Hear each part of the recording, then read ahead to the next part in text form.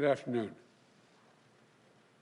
Before I begin, let me just say two things. One, when this is all over, I'll take questions when we finish today's announcements. But let me begin by expressing my deep sympathy for the family of Capitol Officer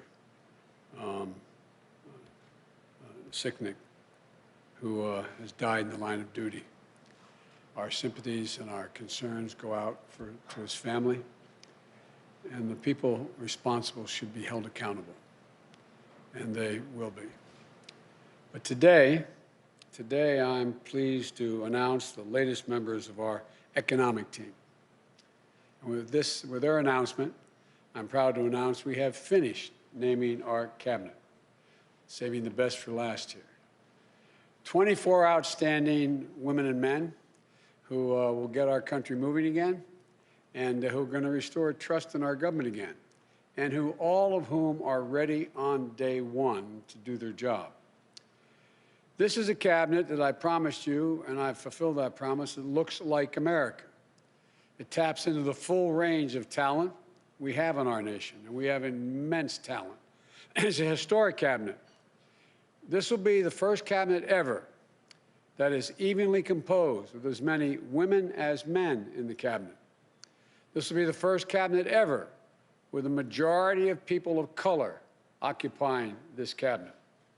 And it has more than a dozen history-making appointments, including the first woman Secretary of Treasury, the first African-American Defense Secretary, the first openly gay cabinet member, and the first Native American cabinet secretary. We're also on track. We named a record 50 high-level appointments that are subject to president confirmation, more than any president ever elected has done. We've done our job. We've begun my job of naming these people. It's my expectation and hope that the Senate will now move to confirm these nominees promptly and fairly. It's especially the case for the nominees of Secretary of State, Defense, Treasury, Homeland Security. I nominated them back in November. Given what our country has been through the last 4 years, the last few days, given the threats and the risks in this world, they should be confirmed as close to January 20th as possible. There should be no vacancies at State, Defense, and Treasury and Homeland Security. And we will remain in this dark winter of pandemic and with the economic crisis that's deepening, and we have no time to lose with regard to the entire team. Consider the December jobs report released today. The anxiety and fear of the women and men out there reminds me of when President Obama and I were sworn in during the Great Recession of 2009. This December jobs report shows millions of Americans are still hurting through no fault of their own. We lost another 140,000 jobs, the first negative jobs report since the height of the pandemic in the spring. More people have just lost a job, while many have been out of work for a long time. And the ongoing gap between Black and Latino unemployment remains much too large, that gap. And in many ways, the jobs report is a pandemic report. With the pandemic raging, people are losing work and losing hope. The hospital industry, restaurant and bars lost more than 372,000 jobs. State and local governments are slashing jobs.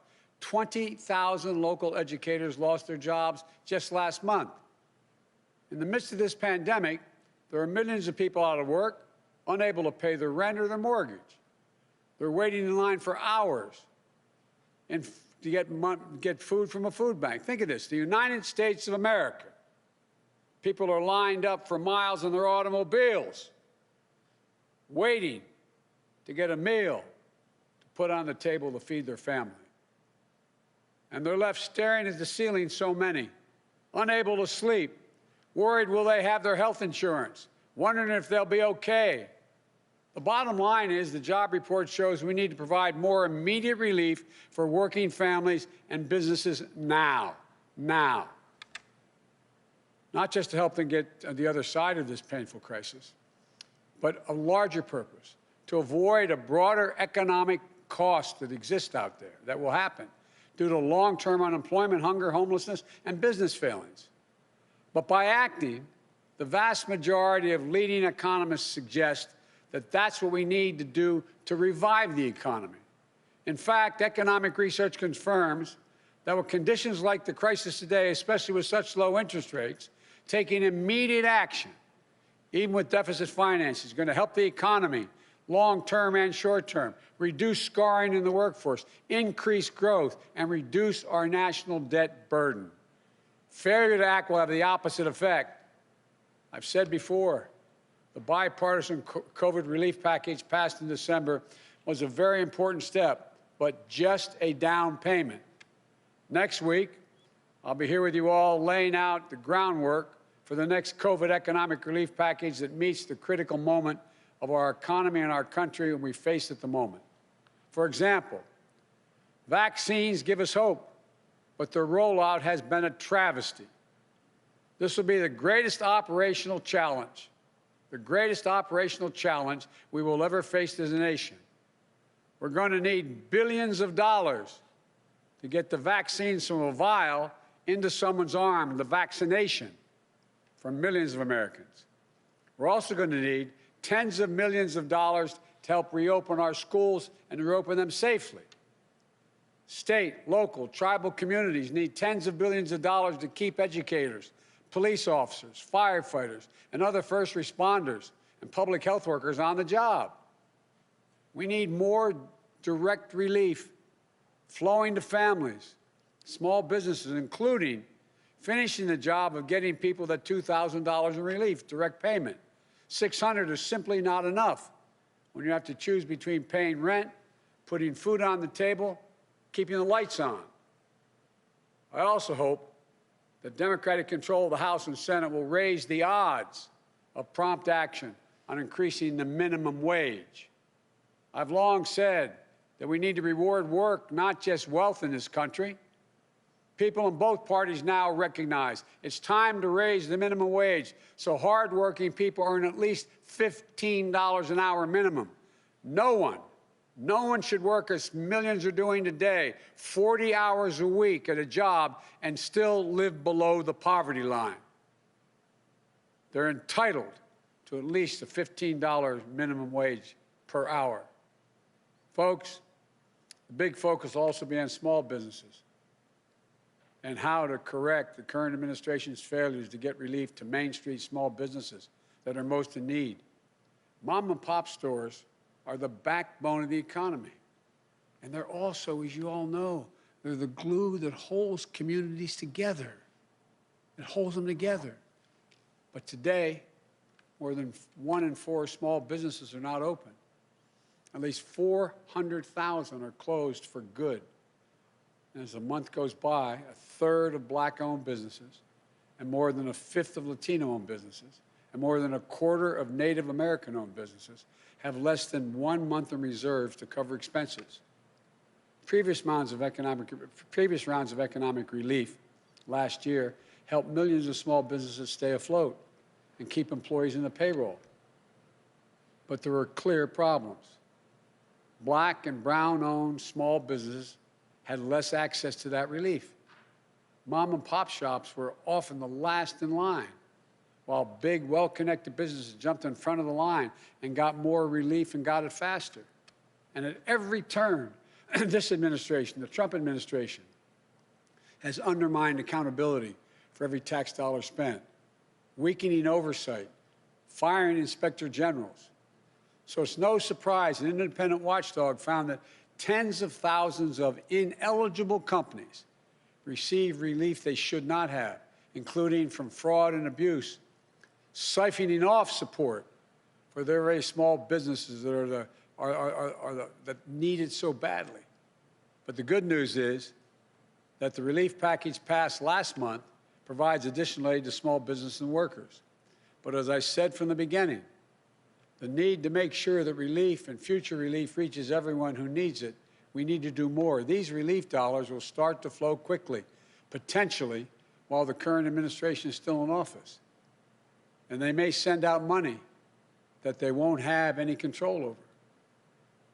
But for what we have to need control over, I want to be very clear what my priorities are for distributing this emergency aid swiftly and equitably.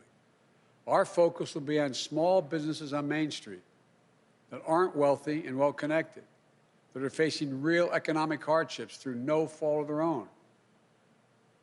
Our priority will be Black, Latino, Asian, and Native American-owned small businesses, women-owned businesses, and finally, having equal access to resources needed to reopen and rebuild. But we're going to make a concerted effort to help small businesses in low-income communities, in big cities, small towns, rural communities that have faced systemic barriers to relief. Think of the mom-and-pop owner with a couple of employees who can't pick up the phone and call the banker, who doesn't have a lawyer, an accountant, to help them through this complicated process, to know if they're even qualified, or who simply didn't know where this relief was available in the first place. We went through this, Don, when we brought Detroit back off its knees. And as we saw in this morning's job report, restaurants, bars, and hospitality industry have been slammed by this virus. We're going to direct relief to those businesses and others that have been so badly hit the hardest. We owe them that support to help them get through the other side of this crisis. And I promise you, we will investigate and prosecute waste and fraud in these programs so that money goes to the companies that deserve it, and we'll use it to help their employees and their communities.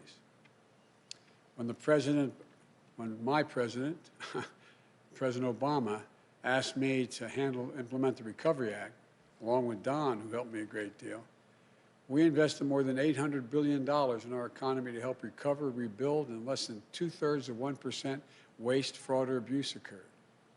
We know how to do this. We know how important predictability and clarity are to small businesses. From day one, this administration worked to ensure that small businesses and financial institutions in every community understand the rules for these programs, the resources available to them, where they can turn for technical assistance if they need it. We will have navigators who help guide them through each step of this process until the money they need is in their bank account. And to the lenders participating in these programs, you should move quickly, without delay, to begin extending relief. But I urge you not to disabuse these funds, not to disperse these funds in the same inequitable way you have in the past. Here's my commitment. In return, we'll make our expectations of you crystal clear, the banks, so that you can quickly and equitably deliver relief to the communities that you serve, unlike what's been happening in many places. The bottom line is we're in the midst of the most unequal economic and jobs crisis in modern history. Congress needs to act as quickly as possible on all the issues I just laid out. That's how we can contain the pandemic, build back better with an economy that works for all Americans. And this is a team that's going to help get that done. For Secretary of Commerce, I nominate Governor Gina Raimondo of Rhode Island, the daughter of a working-class family who knows what it's like when her parents' factory job was shipped overseas. She never took her parents' sacrifices for granted. She always remembers where she came from. She became a successful entrepreneur who created jobs on Main Street and brought businesses back from the edge. She became a state treasurer who invested in local communities and took on financial predators. And today, she's one of the most effective, forward-thinking governors in the United States of America, the first woman ever to lead the ocean state. She created an innovative loan program that helped minority-owned and women-owned businesses access the capital they need, but wasn't always available to them. She's worked with employers to design skill training programs so that local workers would be equipped to take the good-paying jobs in their own communities. She's put Rhode Island on the path to achieving 100% renewable energy, and she'll be a key player in helping position the United States as a global leader in the 21st century clean energy economy. And she knows what her fellow governors, Democrats and Republicans alike, are dealing with on the front lines of the pandemic and economic crisis they're facing, and how we can all partner together as one nation to contain COVID-19 to build back better. I'm honored, Governor, you're willing to join the administration, and we're really looking forward to working with you. For Secretary of Labor, I nominate a good friend and a stand-up guy, Marty Walsh of Boston, son of Irish immigrants. From his only downside, they're not from Mayo, they're from Galway. From Galway, moved to Boston. Marty was born and raised in Dorchester. I know him, tough as nails. Diagnosed with cancer at age 7, beat it at age 11. Joined the laborers union, 223 at age 21. Elected to the state legislature, became union president and graduated from college at age 42. He's now in his second term as a successful mayor of the iconic American city of Boston, who always puts working people first, fighting for a $15 minimum wage, paid family leave, providing frontline workers with emergency child care and protective equipment they need. Marty understands, like I do, that the middle class built this country, and unions built the middle class. He sees how union workers have been holding this country together during this crisis.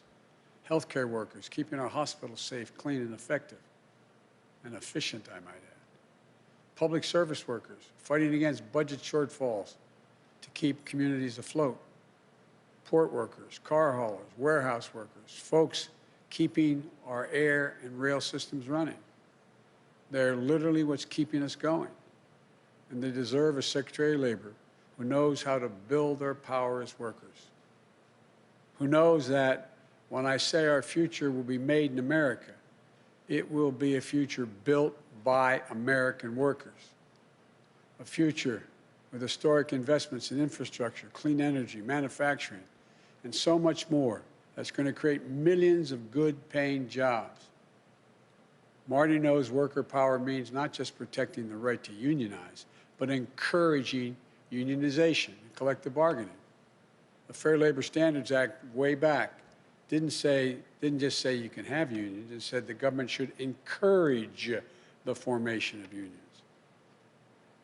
It also means protecting pensions, ensuring workers' safety, increasing the minimum wage, ensuring workers are paid for the overtime they've earned, like we fought for in the Obama-Biden administration, but this administration has weakened.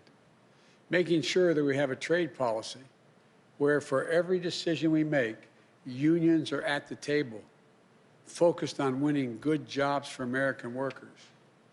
This is one of the most important departments to me. I trust Mayor Walsh, and I'm honored he accepted. But I also want to say I did give serious consideration on nominating my friend Bernie Sanders to this position. I'm confident he could have done a fantastic job. I can think of no more passionate, devoted ally to working people in this country.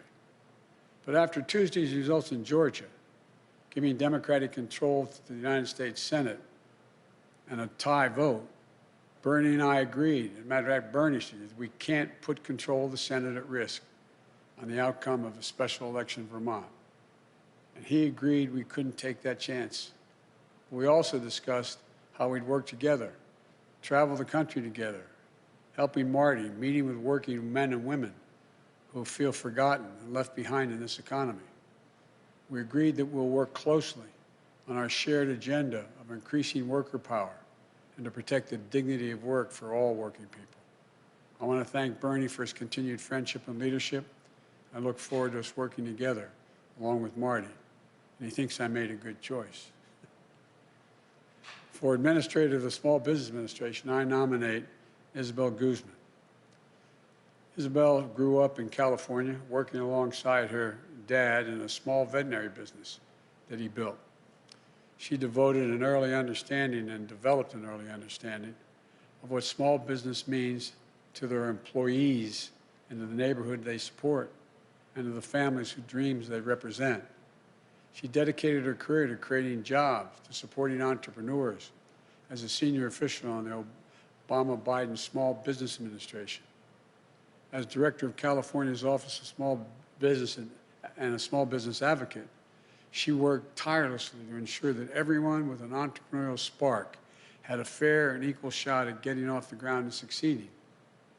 The Biden-Harris administration will be locked in on helping small businesses recover, rebuild, and remain the engines of our economic strength. And as head of the SBA, Isabel will be leading a critical mission, not only to rescue small business in crisis, but to provide the capital to entrepreneurs across the country so they can innovate, create jobs, and help lead us into recovery. I'm grateful that she accepted the call to serve in Washington. For Deputy Commerce Secretary, I nominate, and I have to admit to you, a good, loyal, and great friend, Don Graves. Don is a long-time and trusted advisor. He was there at the Treasury Department during the depths of the Great Recession, helping small businesses weather the storm and stay afloat. When President Obama asked me to lead the effort to get Detroit out of bankruptcy and off its back and on its feet again, he said I could take anyone in the administration on my team to do it full time. So I went to the Treasury Department. I tasked Don to come over and work for me and work on it full time. It was the best decision I ever made in that effort. I'm not sure how he thinks about that, but I think it was the best decision I've ever made. And did a great job working with the city officials, state officials, on its road to recovery. And by the way, it's the little things. It's getting to know what's happening on the ground. Remember how we went through the issue about the number of buses and lights, street lights and the like. It gets down to the nitty-gritty of what has to be done. We found out that Detroit had a lot of qualified people, but during the Great Recession, almost everyone who knew how to program anything left. So when we finally got it back on its feet again, we found out there wasn't anybody left to know how to turn on the streetlights, literally, run the sewer department. So we went out and we got an outfit to come in, and we said, find us some high-tech people. They came back, what was it, 53, 55 people. They all happened to be women. Most were minority. None had more than a high school degree, and a quarter of them only had a GED. And I remember even our very liberal friends, we told them we were doing this, they said, oh, I'm not going to do this. Well, guess what? In a 14-week program, they were taught how to program. They were taught how to do it all. They ended up putting the city back on its feet. Every one of them left after that time because we went to the graduation. The lowest starting salary, if my recollection is correct, was $49,000. The highest, $104,000. Point is, give people a chance. Americans can do anything given a shot. It also helped me lead our national strategy to equip workers with the skills they need for good-paying jobs in the 21st century in healthcare, IT, clean energy, advanced manufacturing, and so much more. He was there to help me launch the National Cancer Moonshot and marshal the full resources of the federal government to help end cancer as we know it. A cancer survivor himself, diagnosed and treated while he was working on this for me. Don knows about hope and he knows about resilience. And I'm grateful to him and to his wonderful family for once again answering the call to serve. I want to thank you all. Thank your families. And I don't want to embarrass him, but there's one guy up in the gallery here, Tommy, who's my buddy, who is the son of the governor. Thanks, Tommy, for supporting Mom doing this. And to American people, I know these times are tough, but I want you to know that we're going to get through this. Help is on the way.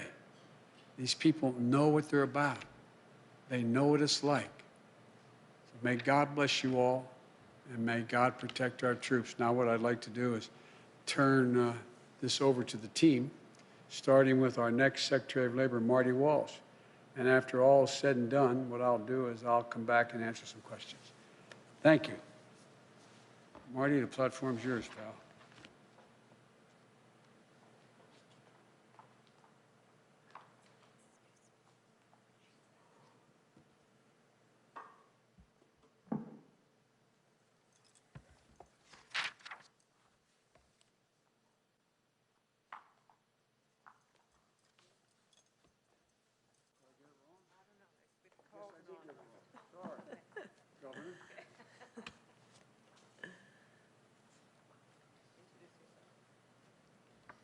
Thank you.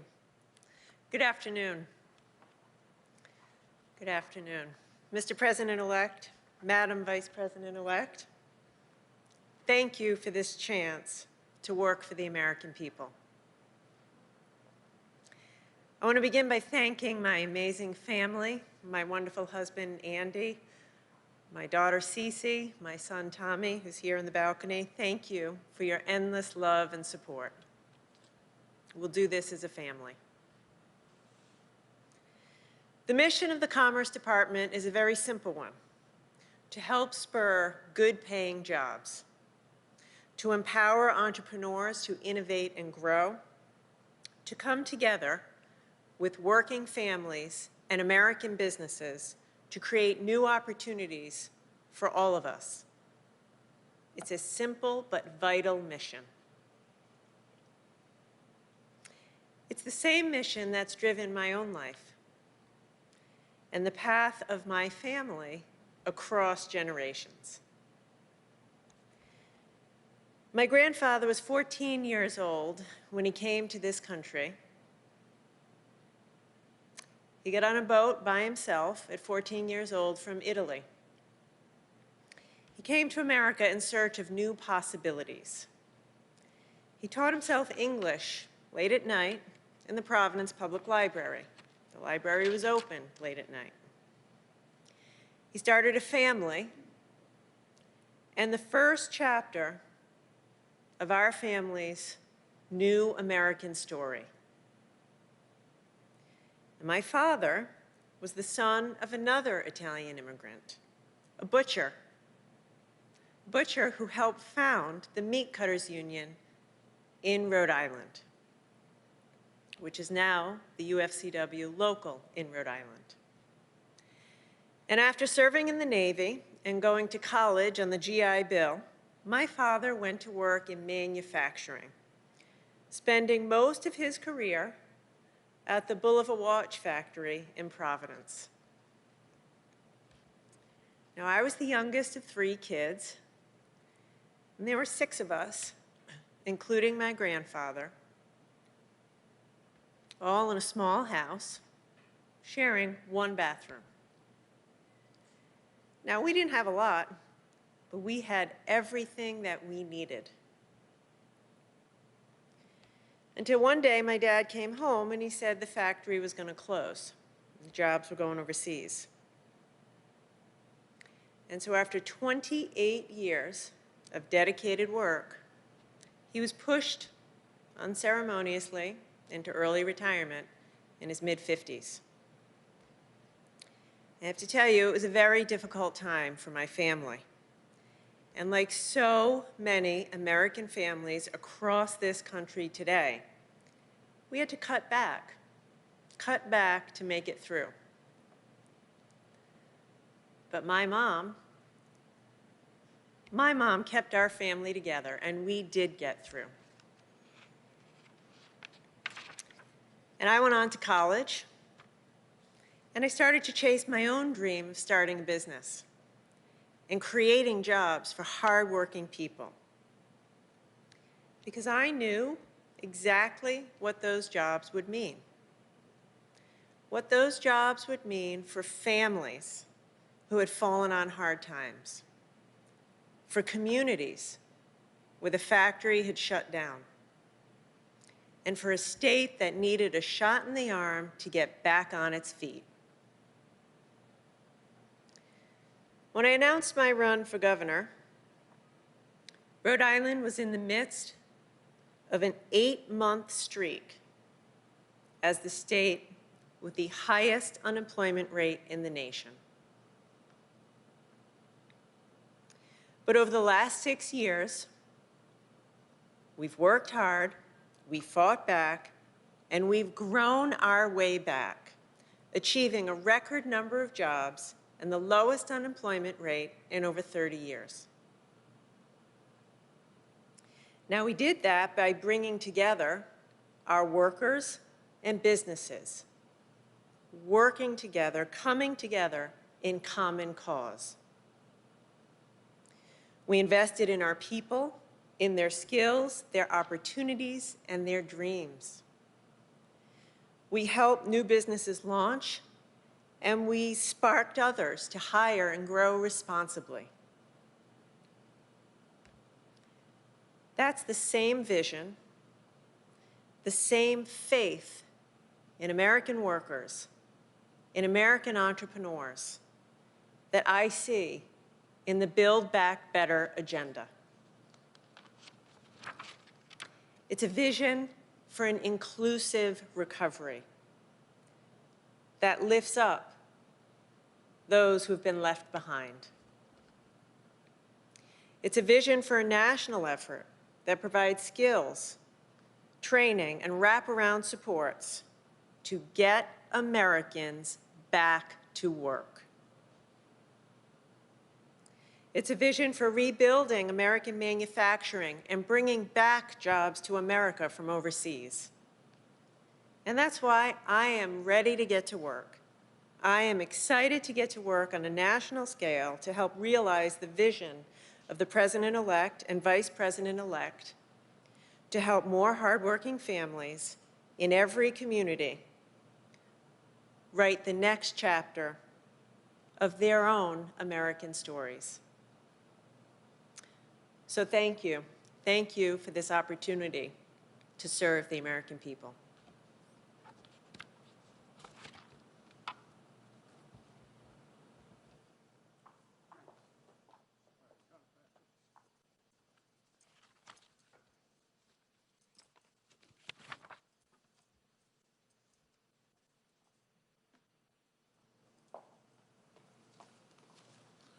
Thank you, Governor Raimondo, and I look forward to working with you in my role as well. Mr. President-elect, Madam President, Vice President-elect, I want to thank you for the opportunity to serve the American people. The word labor means everything to me. As you mentioned earlier, Mr. President-elect, my mother and father came to this country as immigrants from Galway, which is in Ireland, but from a part of Galway called Connemara. They brought with them their willing hands, their honest hearts, and hopes for the American dream. But all they needed, because my father joined the laborers union in Boston, was that opportunity. And that's why my parents were able to raise my brother, John, and myself with dignity and security in the multi-ethnic, multi-racial, working-class neighborhood of Dorchester in the city of Boston. I followed my father into that union. I learned what it took to turn an honest day's work into an honest day's pay. I saw what fighting for good jobs, good benefits, a safe workplace does for the lives of hardworking men and women and their families. And I fought for working people every single day of my life since then. Today, we're at a crossroads in America. It's a time of great hardship. Working people are holding the country together right now. I've seen it up close as mayor of the city that I love, Boston. Healthcare workers, first responders, grocery store workers, delivery drivers, postal workers, sanitation workers, custodians, coming through for us under impossible conditions. But this isn't just because of the COVID crisis or the economic crisis that threatens their well-being. Working people have been struggling for a long time under the erosion of their rights and the deep inequalities of race, gender, and class. For the last 4 years, they've been under assault, attacks on their rights, their livelihoods, and the unions that built the middle class. We are facing hard times, but nobody's tougher than the American worker. And now we have the opportunity to put power back in the hands of working people all across this country. And that is a good thing for our economy and for our country. We can defend workers' rights. We can strengthen collective bargaining. We can grow union membership. We can create millions of good-paying jobs with investments in infrastructure, clean energy, and in high-tech manufacturing, along with the workforce training to help get those people into those good jobs. This team, the Biden-Harris team, has the plans to make this happen. Mr. President-elect, we spent many memorable days together in my hometown at a rally to support grocery store workers fighting for their rights, at my inauguration as mayor, and on a day that I will never forget, at the Boston Marathon Memorial, where you lifted up our whole city's spirits. So I know that from Dorchester to Scranton, Wilmington to West Virginia, and all across this great nation, your home and your heart are with the working people. I look forward to working with you to deliver good jobs with dignity, security, prosperity, and purpose to all American families. And I look forward to working with this entire administration, shoulder to shoulder with American workers to build back our country better. Thank you once again for this incredible honor. May God bless the American worker, and may God bless the United States of America.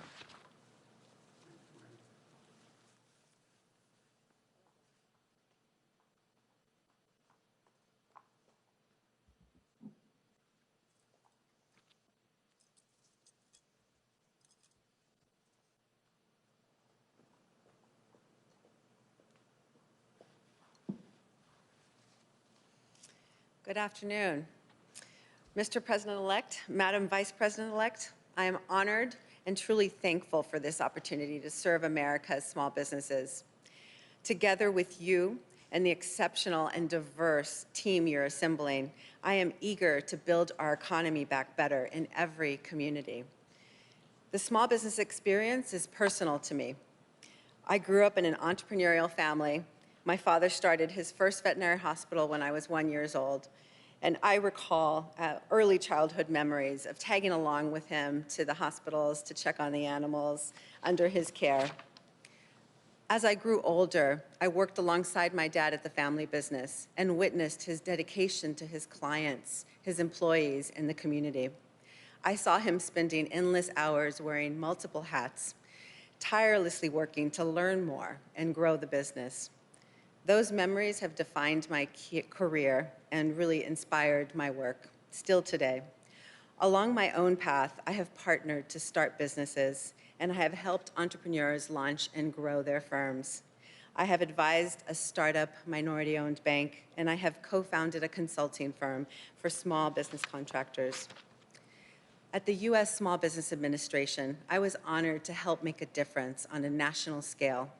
I formed a deep passion for the SBA's work, providing loans, investments, contracts, and counseling to help entrepreneurs start and grow and spur job creation. Today, as California's small business advocate, I support the small businesses and innovative startups of the 5th largest economy in the world, focusing on ensuring the economy works for everyone, as that's how we thrive together. Now, I'm honored to return to the SBA at a crossroads moment for small businesses, the dreams they embody, the people they lift up, and the communities they serve. So many small businesses across the country have been devastated by the pandemic and economic crisis.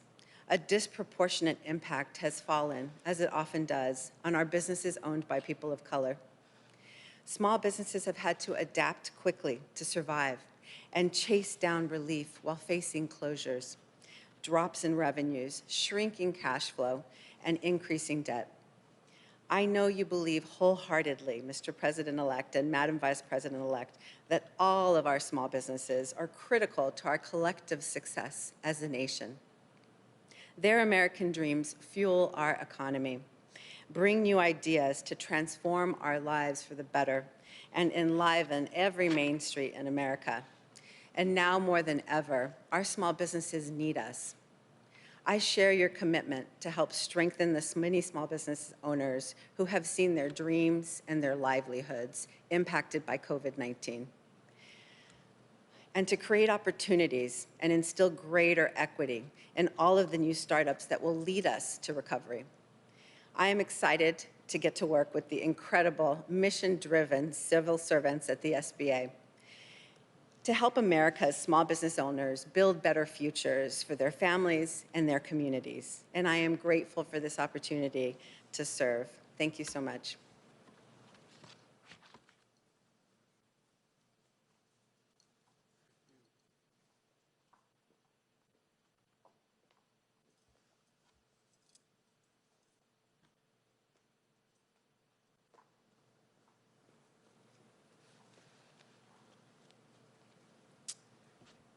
Mr. President-elect, Madam Vice President-elect, I'm honored and humbled to be here today. I first want to thank my family for giving me permission to once again serve the American public. I've spent my career in government, the private sector, and nonprofits, finding ways to ensure that economic opportunity is inclusive and broad-based. And as it is for all of us in our own ways, it's personal. I come from a long line of small business owners, including one who owned and operated the only African-American-owned hotel in the mid to late 1800s, just 4 short blocks from where the Commerce Department sits today. But for too many people in this country, the chance to start and grow a business, to take their idea into market and sell all over the world remains elusive all these years later. But we also know that government, its resources, and its experienced and capable civil servants can help level the playing field and empower people, communities, and our economy to reach their full potential. Mr. President-elect, I saw it firsthand when you and President Obama prevented another Great Depression and helped us recover, rebuild, and put us on the way to resurgence. I saw it in Detroit, where we were able to provide the partnership to help residents, businesses, and leaders get their city back on the feet again. And as we traveled the country, meeting with local leaders, labor unions, business leaders, and educators, I saw how you brought people together to ensure American workers were equipped and matched with the skills for jobs in their own communities that also strengthened the economic competitiveness of our nation. Above all, you showed me how to do it the right way, to understand that service isn't about those who serve, but the people we serve. To spend the extra time to really understand what they're going through, and to know they aren't looking for us to solve everything, but to understand and help make their lives better. I felt that most through the Cancer Moonshot you launched, deeply personal to both our families. And that gave the American people a renewed sense of hope in what we can do as a nation. With Governor Raimondo, Mayor Walsh, Isabel, and the entire economic team, we will govern by that high standard that you and the Vice President-elect continue to show, to revive the economy through the pandemic and build it back better, to advance racial equity across the board and to meet the existential threat of climate change with American jobs and ingenuity. With your leadership, I know this administration will provide the American people the support they need to thrive and the opportunity to turn their hopes into lives of dignity and the respect they deserve. Thank you again for the opportunity to serve.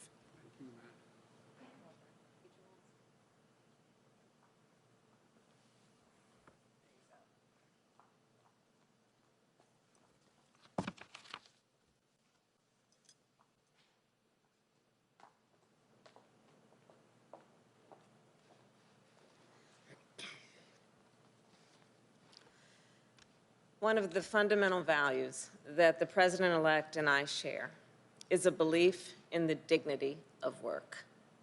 We both understand that a job is so much more than just a paycheck. It's about dignity and respect. Joe learned that lesson from his father, and I learned it from my mother. My mother taught me, in her words and in her actions, that no matter how you earn a living, whether you're a caregiver or a truck driver, a grocery store clerk, or a small business owner, every job has inherent value and worth.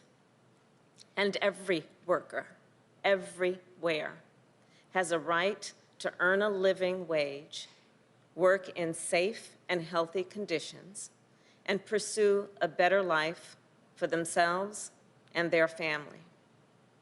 We also know that right now, the dignity of an honest day's work and the financial stability of a steady income are out of reach for millions of Americans. The December jobs report makes that very clear. Food banks, as the President-elect has said, are being strained, trying to feed people who've had to worry for the first time in their lives about where they can find their next meal. Essential workers, like the nurses Joe and I called over the holidays, continue to risk their own health and the health of their families for all of us. Small business owners, from restaurants to barbershops to dry cleaners, they're hurting. And let's be clear, those who run America's small businesses, they're not just business leaders, They are civic leaders. They are community leaders. They're the ones who sponsored the Little League team and scholarships for local kids and all kinds of local causes and activities. They're the ones who are role models in their communities. And we've got to do right by them. So first and foremost, as the president-elect has said, we will provide more immediate relief. We must, for working families and businesses now. And even as we address our immediate crises, even as we work to contain this pandemic and open our economy responsibly, we must also do what President-elect Biden and I have pledged to do. We must build our economy back better so that it lifts up everyone, no matter what you do for a living or where you live, whether it's in a small town, a big city, or anywhere in between. And that means providing access to capital for small business owners, the economic engines of our neighborhoods, so that they can create the jobs that are in our communities and help our communities thrive. It means making sure we're equipping workers with the skills they need for the jobs of the future, and making sure our entrepreneurs and businesses continue to out-innovate and out-compete the rest of the world. And it means protecting and expanding workers' rights by fighting for a higher minimum wage and paid leave, safe and healthy workplaces, and stronger unions. From working with unions as San Francisco's district attorney to helping author the Domestic Workers' Bill of Rights in the United States Senate, I can tell you from personal experience that whether it's the apprenticeships of the building trades or the caregiving skills of home health care workers, this is some of the most important work being done in our country. The president-elect and I know that, and so does this team we are announcing today. These are leaders, and I've worked with many of them, who together with the rest of our economic team will help create millions of good-paying union jobs and build an economy that is stronger and fairer for working people. They are seasoned public servants with track records of not only standing up for workers and unions, but creating and spurring innovation and creating opportunities for small business owners. And like President-elect Biden and I, they will fight to honor the dignity of work. The president-elect and I share a vision of America where opportunity is within reach for all the people, where everyone can see a better and a brighter future for themselves and for their children. With the leadership of these public servants and our entire economic team, we will get to work building that America less than 2 weeks from today. Thank you so very much, Mr. President-elect. Thank you.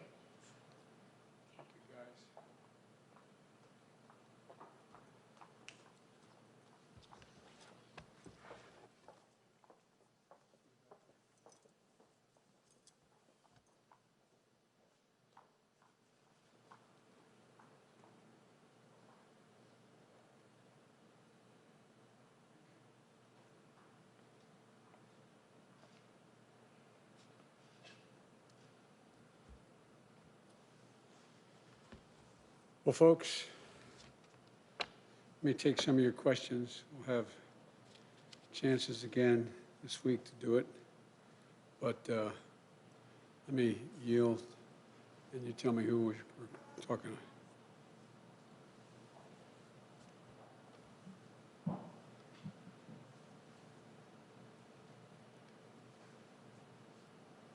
Mr. President-elect, while we have been here, as you've been announcing your economic team, we've learned that House Democrats are currently planning to introduce articles of impeachment against President Trump as soon as Monday. At that point, it'll be just a little over a week before the president leaves office. Do you believe this is a good idea?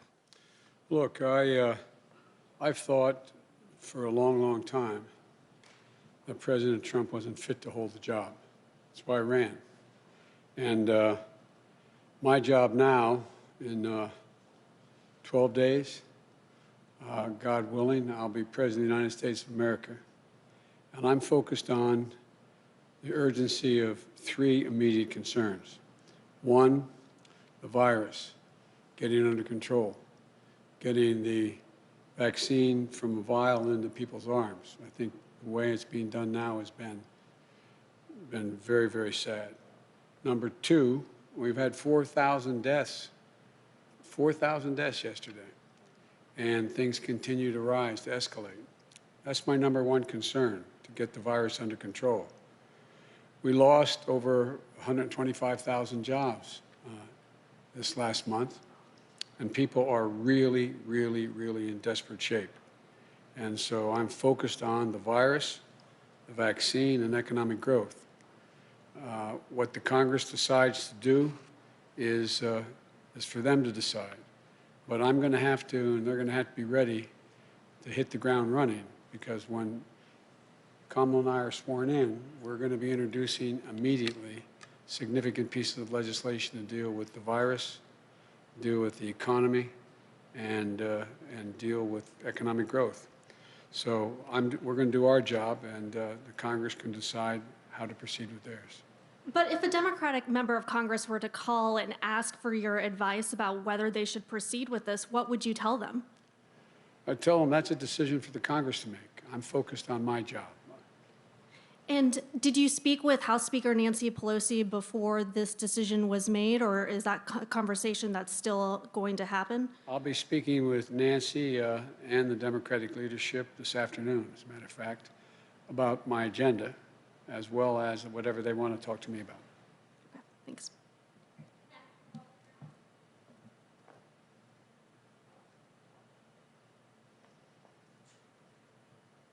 Thanks, Mr. President-elect. Thank you, Ken. I wanted to ask you about your agenda in light of the jobs report that came out today. You're going to be laying out the principles of your plan. Do you think the need in the COVID relief bill is greater than you anticipated? And what is the price tag that you're looking at? I've been told it could be in the $2 to $3 trillion range. And then as it relates to the direct cash payments, you've talked about the need for $2,000 checks. Do you want to see that in a Senate standalone bill as a way to speed up the process? Or do you think those direct cash payments should be part of the package that you're going to be proposing? Well, we're going to be proposing an entire package. And parts of that package are of equal consequence to people. Unemployment insurance, being able to continue with rent forbearance, the whole range of issues. So that's number one. We think that they all have to be dealt with. The price tag will be high. But as I said, made scant reference to in my opening comments, the overwhelming consensus among the leading economists, left, right, and center, is that in order to keep the economy from collapsing this year and getting much, much worse, we should be investing significant amounts of money right now to grow the economy. And that's a pretty wide consensus. And as you know, Moody's had done an analysis of what I originally had been talking about and said that it was necessary to keep the economy from going down. It would rise, we'd create 18.6 million jobs, create $2 trillion more in economic growth than the other administration would, this outgoing administration. So it is necessary to spend the money now. The answer is yes, it will be in the trillions of dollars, the entire package. But it will be, I'll be here next Thursday laying out in detail how that package is going to go. But the basic story is simple, that if we don't act now, things are going to get much worse and harder to get out of the hole later. So we have to invest now. Secondly, we're going to have to meet the emergency needs of the American people. I mean, literally, I know you know this, Ken, that people are having trouble just putting food on the table, just having to keep the payment of their car, maybe being able to turn the lights on. There's a dire, dire need to act now, purely out of what is a humanitarian need here at home. And thirdly, we're going to, in the third stage of this, the whole story is we're going to have to invest, as I suggested throughout the campaign, in infrastructure, in healthcare, and a whole range of things that are going to generate good-paying jobs that will allow us to grow the economy. So that's a long answer to a short question, which is that the idea of, with interest rates as low as they are, with the Fed having had its power sort of taken away in terms of what they could do to help this administration like last, it's important across the board. Every major economist thinks we should be investing in deficit spending in order to generate economic growth. And I wanted to ask you about what took place at the Capitol this week. You served in the Senate for 36 years, and importantly, you were there in 1983 when there was an explosion in a Senate corridor. You were there in 1998 when 2 Capitol police officers were shot. You were there during the anthrax attacks in 2001. What kind of an investigation needs to take place, and what steps need to take place to improve the security of the Capitol? And then secondly, how do you think the people who were involved in the storming of the Capitol, how should they be treated by your Justice Department? Should they be treated as domestic terrorists? Yes, they should be treated as they're a bunch of thugs, insurrectionists, white supremacists, anti-Semites. 6N is not enough. I mean, come on. You know, these shirts they're wearing, these are a bunch of thugs. And they're terrorists, domestic terrorists. And that'll be a judgment for the Justice Department to make as to what the charges should be. But the fact is, they should be prosecuted. They should be prosecuted. The difference here is, this had the active encouragement of a sitting president of the United States. And the way in which the breakdown in security occurred needs to be thoroughly investigated. I'm not going to prejudge what it was, but the idea that these people were able to just march up the stairs, march in, and do it in the way we had, there's a great debate. I don't know the answer. Great debate now. Was the governor of Maryland correct when he said that I was ready to send in the National Guard? I couldn't get authorization. What happened? It deserves a full-blown investigation, people to be held accountable, and steps taken that something like this could never happen again. And the difference this time is every nation has dealt, every democracy has dealt with individual terrorist attacks by groups that are very targeted. The largest target was 9/11 and the buildings. Well, right down to blowing up, you know, a bomb going off in the Capitol when I was there, and 2 policemen. But the idea that thousands of people could be marching up the steps of the United States Capitol, breaking windows, breaking doors, forcing their way in, stepping aside. And the photographs of, well, I don't know what the circumstances, the photograph looked like you had some of the Capitol Police taking selfies with these people. That has to be thoroughly investigated. The authorities responsible have to be held accountable for the failures that occurred, and we have to make sure that this can never, ever happen again. The damage done to our reputation around the world by a president of the United States encouraging a mob. This reminded me more of states I've visited over the 100 countries I've gone to, in third tin horn dictatorships. It just cannot be sustained, has to be immediately investigated in depth, and people have to be held accountable. And lastly, do you think you need to change any of the planning for your inauguration as a result of this? A totally different entity is in charge of the inauguration that was in charge of protecting the Capitol, the Secret Service. I have great confidence in the Secret Service. I have great confidence in their ability to make sure that the inauguration goes off safely and goes off without a hitch. So so I have confidence in what is in the planning that's been underway before this and continues with the Secret Service as the lead agency. Thank you. Thank you.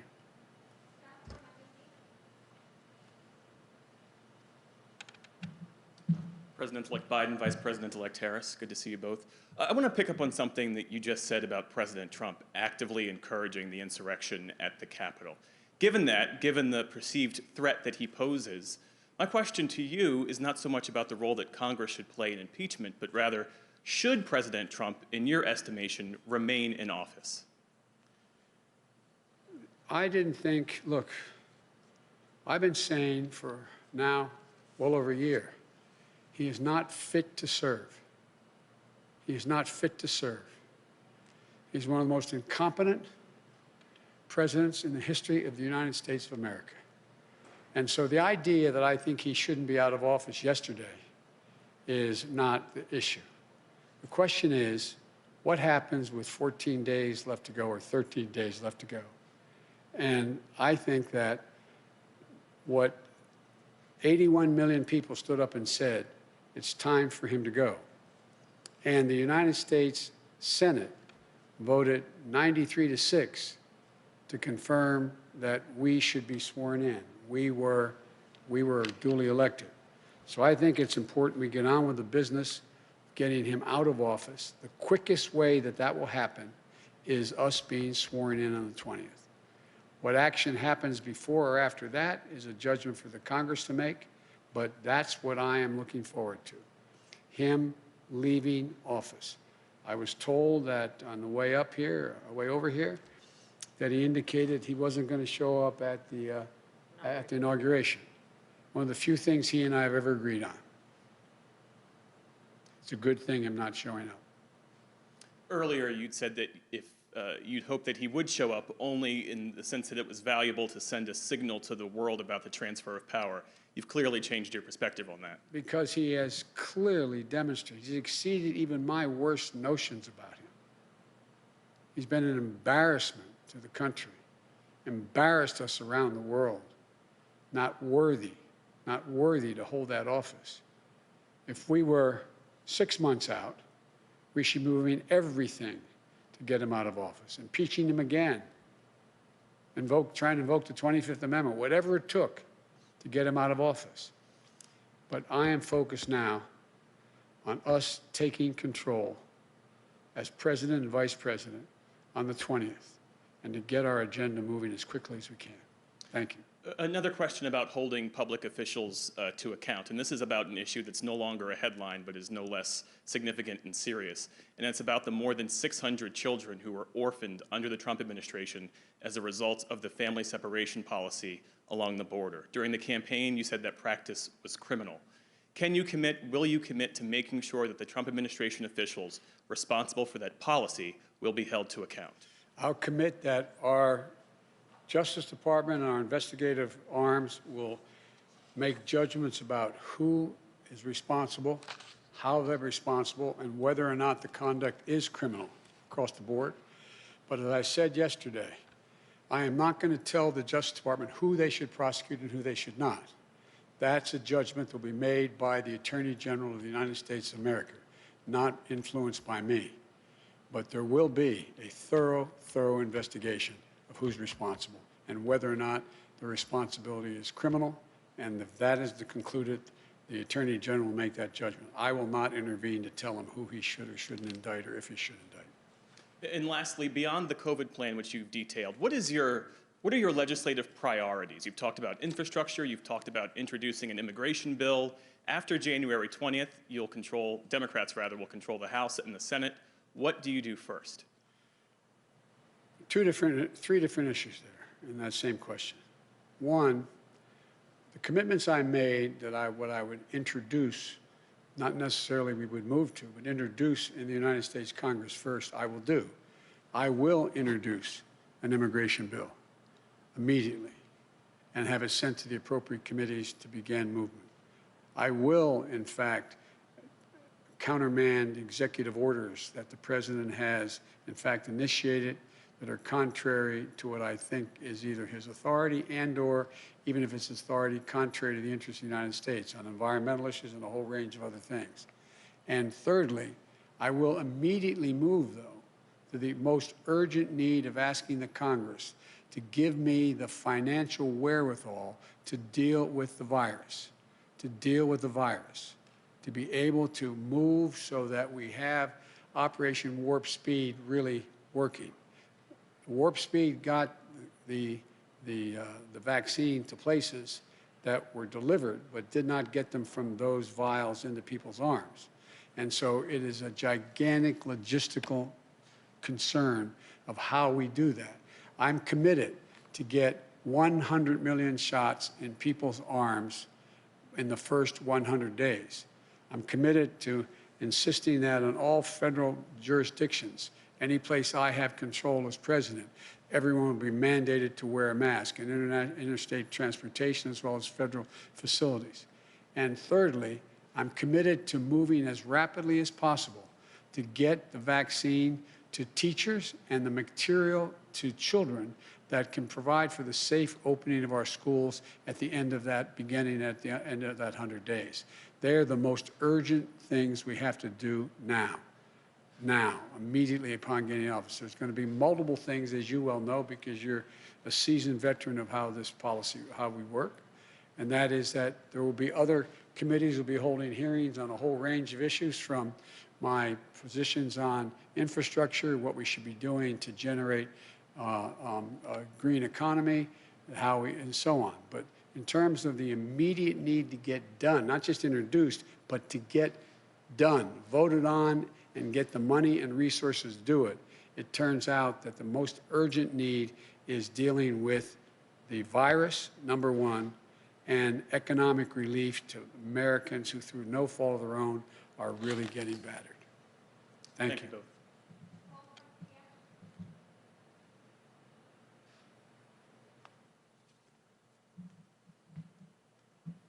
Thank you, Mr. President-elect and Madam Vice President-elect. I want to follow up with respect to what you just said about the inauguration and that it's a good thing that the president is not coming. But what about the Vice President, Mike Pence? He's welcome.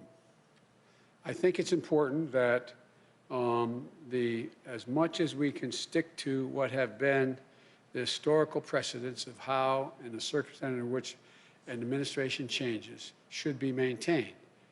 And so if the Vice President is welcome to come, we'd be honored to have him there and to move forward in the transition. Have you spoken to him at all? No, I haven't.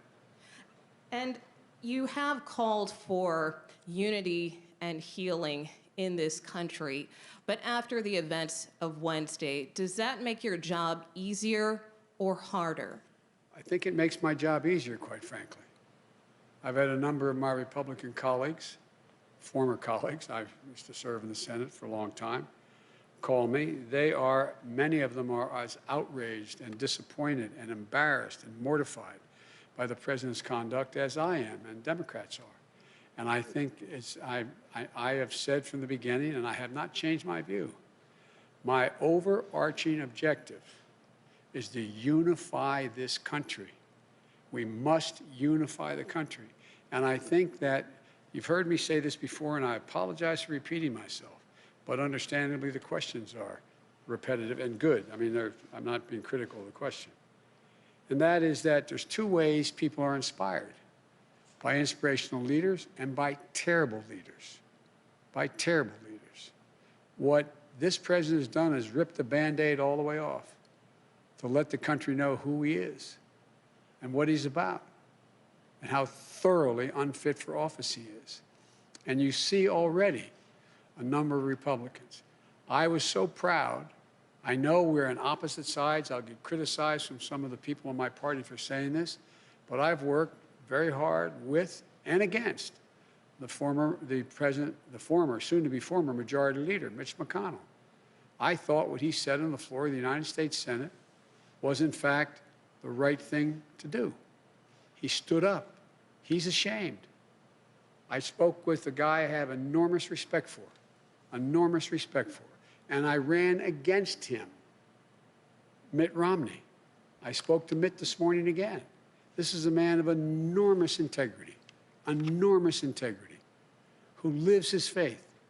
There are so many more, but there's others who should be ashamed of themselves. But they make up a minority of the Republican Party. This isn't about Republican, Democrat anymore.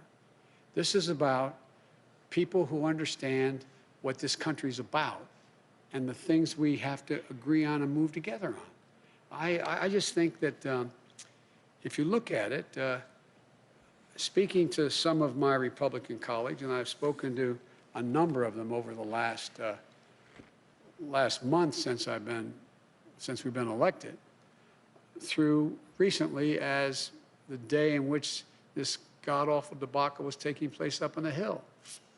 And I think they understand that they're going to have to, we need a Republican Party. We need an opposition that's principled and strong.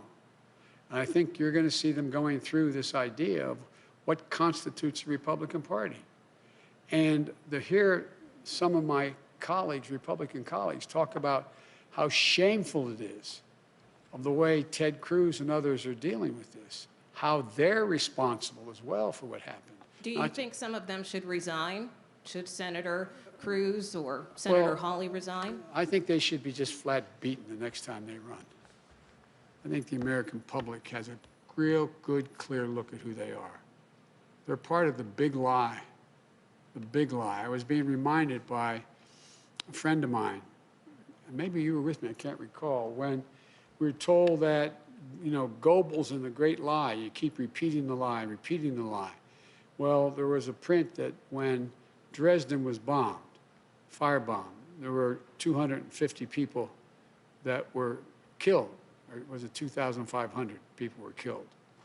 And Goebbels said, no, 25,000 or 250,000 were killed. And our papers printed that. Our papers printed it. It's the big lie. People will know it's one thing for one man, one woman, to repeat the lie over and over and over again. By the way, Trump said that before he ran. If you say it enough, I'm going to convince you. I'll say it enough. The press is bad, the press is bad, the press is bad, the press is bad. If he's the only one saying it, that's one thing. But the acolytes that follow him, like Cruz and others, they are as responsible as he is. And so it's not about whether or not they get impeached. It's about whether or not they can continue to hold power because of the disgust the American people have for their actions. There are decent people out there who actually believe these lies because they've heard it again and again. I was with a friend of mine who's a medical doctor telling me that his neighbor said to him, he lives in another state, his neighbor's a good person, said, but you know, doc, this is true. There's a lot of chicanery that went on in this election. He said, tell me what? Well, I just know there was. They say it is. They say it is. This is a human condition. You say it and say it and say it and say it. The degree to which it becomes corrosive is in direct proportion to the number of people who say it. And so it's interesting to me, and I was pleased to hear some of the more prominent Republicans say to me that the Ted Cruzes of the world are as responsible in terms of people believing the lies as, not as responsible, but similarly responsible like Trump. But they didn't say, go to the Capitol, I'll be with you, follow. That's a different story. Thank you. Thank you. Thank you all very, very much. Appreciate it. Thank you.